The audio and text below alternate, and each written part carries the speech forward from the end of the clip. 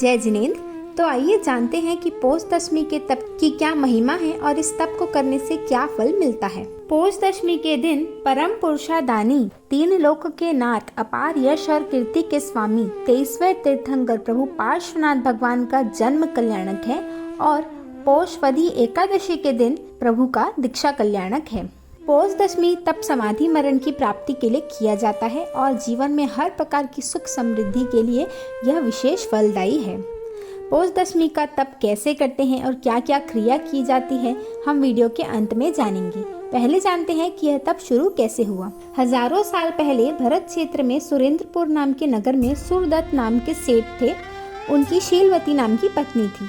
उनका बिजनेस बहुत अच्छा चलता था। पुण्य की कोई कमी नहीं थी तो धन की भी कोई कमी नहीं थी। फिर एक दिन समाचार आया कि 250 शिप्स में जो उनका सामान आ रहा था उससे संपर्क टूट गया है। वो पता नहीं किसी गलत रास्ते पर चले गए हैं। उनको टेंशन हुआ कि अब इतने भारी नुकसान की भरपाई कैसे होगी, लोगों का धन मैं कैसे चुकाऊंगा। फिर उन्होंने सोचा कि मेरे पूर्वजों का जो सोना जमीन में गड़ा हुआ है उससे सबका धन एक बार मैं चुका दूं। फिर वो उस जगह पे गए जहाँ धन गड़ा हुआ था और जैसे ही गड्ढा खोदा तो देखा कि घड़ों में सोने की जगह कोयला भरा हुआ था।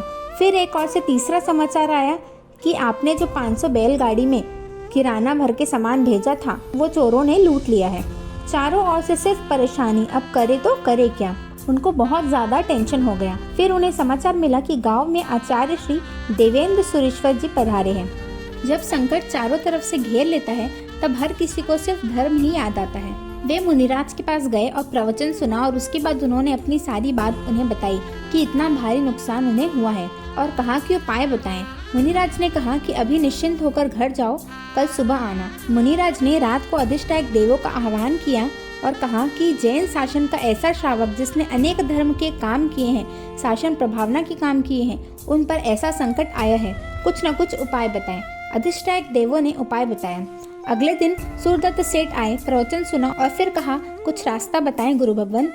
तो गुरु भगवंत ने कहा कि मैंने रात को अधिष्ठायक देवों का आह्वान किया था और उन्होंने बताया है कि थोड़े समय में ही पार्श्वनाथ परमात्मा का जन्म एवं दीक्षा कल्याणक की आराधना होने वाली है। पौषवदी दशम को जन्म कल्याणक और पौषवदी एकादशी को दीक्षा कल्याणक है। इन्हें जोड़िया पर्व के नाम से जाना जाता है। नवमी के दिन चवन कल्याणक की स्थापना के रूप से और दशम और एकादशी के मूल रूप से 10 साल 10 महीने तक आराधना करने से आपके सारे कष्ट दूर हो जाएंगे। उन्होंने शुभ भावों से अठम तप यानी तेले की आराधना की और एक के बाद एक शुभ समाचार आने लगे। उन्होंने 10 साल 10 महीने तक यानी हर महीने की वद दशमी को एकाशना और पौषवदी दशम को तेले का तप किया और तप पूर्ण होने पर जहाँ भी देवेंद्र सुरेश्वर जी थे वहाँ जाके उन्हें बताया कि जितना मुझे नुकसान हुआ था उससे कहीं ज्यादा मुझे मिला है। ऐसी पार्श्वनाथ प्रभु की आराधना है। तब से यह तप चला आ रहा है। यह तप नवमी के दिन से शुरू होता है। ऐसे तो अठम तप ही किया जाता है यानी कि तेले की तपस्या ही की जाती है, पर लेकिन अगर ना हो सके तो 3 दिन एकाशने से भी कर सकते हैं। पहले दिन शक्कर के पानी का एकाशना यानी कि सिर्फ शक्कर का पानी ही आप एकाशने में ले सकते हैं। और क्रिया है 12 साखियाँ, 12 खमाशना, 12 प्रदक्षिणा, 12 लोगस का काउसग और 20 नौकार वाली। दूसरे पौषवदी दशम के दिन खीर का एकाशना यानी कि आप सिर्फ खीर ही खा सकते हैं एकाशने में। क्रिया में 12 साखियाँ, 12 खमाशना, 12 प्रदक्षिणा, 12 लोगस का काउसग और 20 नौकार वाली। तीसरे दिन भरिया भाना का एकाशना यानी कि भरिया भाना का एकाशना में आपको मर्यादित वस्तुओं का एकाशना करना होता है कि लिमिट से कोई भी चीज खाएं, पर लेकिन एक साथ आपको लेके बैठना होता है। आप बार बार नहीं ले सकते। एक बार जो आपकी थाली में आ गया बस आपको उतना ही खाना है। की क्रिया है 12 साखिया, 12 खमाशना, 12 प्रदक्षिणा, 12 लोगस का काउसग और 20 नौकार वाली। नौकार वाली में ओम ह्रीम श्रीम पार्श्वनाथाय अर्हते नमः जाप किया जाता है। प्रदक्षिणा के दोहे में परम पंच परमेष्टि माम परमेश्वर भगवान चार निशेपे धाई ये नमो नमो से जिन्भाण। और हर महीने की वद दशमी के दिन आपको भरिया भाना का एकाशना करना है। 10 साल 10 महीने में यह तप पूर्ण होगा और उसके बाद इसका भव्य उद्यापन करना है। इससे आपको पूर्ण फल मिलेगा।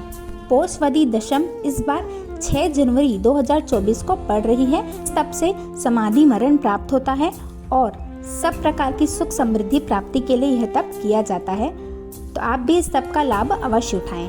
पुरुषादानी प्रभु श्री पार्श्वनाथ प्रभु के चरणों में कोटि कोटि वंदन। परमात्मा की आज्ञा विरुद्ध कुछ कहा हो तो मिक्षामि दुक्कडम।